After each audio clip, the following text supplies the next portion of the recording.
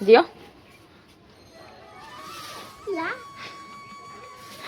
जय जगन्नाथ सांग मैंने आ गए फ्रेश ब्लॉग वेलकम। ये मुझे गोटे बढ़िया पिठा आपण मान सहित सेयार करी आम देसी पिठा जो मुझे आण बाटिकी रखी ओवरनाइट सो करके बढ़िया भाव फर्मेटेसन ये मुझे गोटे कढ़ाई बस कि पिज और फुटण देकी भल भाव से फ्राए करदेली।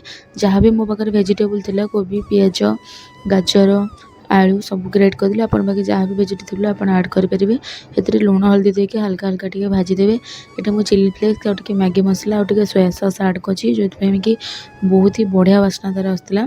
ताको आम लो फ्लेम रे 5 मिनट कवर देकी स्लो भाजीदबा जो आम जहाँ भी कंचा अंश थी सब भल से सीझीज।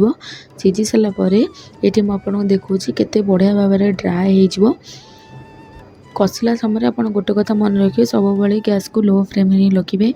हाई फ्लेम में जमा भी रखिए ना आमर मसलाटा पोड़ीज। ये मुझे पिठाटा आपण मान सहित सेयार करा पर्सनाली मोर बहुत भल मो पुओ भी बहुत भल लगे। आपण मैंने श्योर ट्राए करूँ। ये आम आण रेडी हो जापर आम कदली पत्र को एमती एठिकिना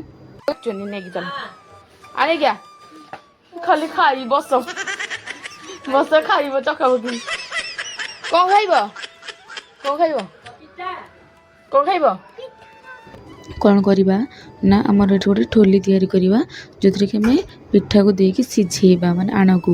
ये मुझे ठोली प्रस्तुत करदे आपण मैंने देखु केमती मुझे आपण मैंने परफेक्ट वे सेमती करेंगे। देखिए बढ़िया ही पिला पिठाटी बहुत भल भाव में सीझीब और फुलब बहुत ही टेस्ट ही तार लगे। कदली पतर बास्ना ही किसी गोटे अलग अच्छी। ये आमर ठोली तैयारी होगा मुझे बहुत गुड़ाए ठोली तैयारी करदेली।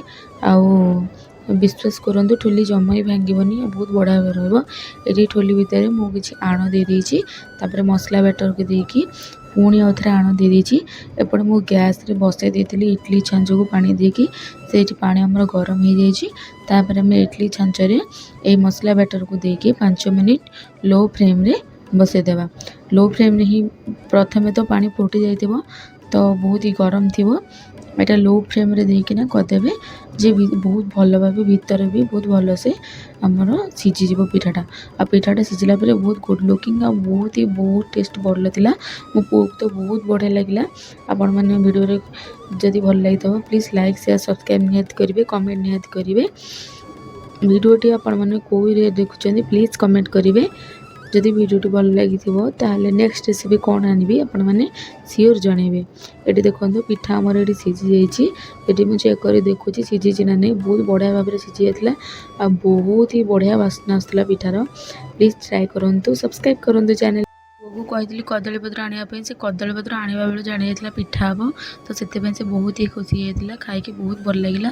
आपण मैंने वीडियो केमती लगे प्लीज जनइबे। रही जय जगन्नाथ।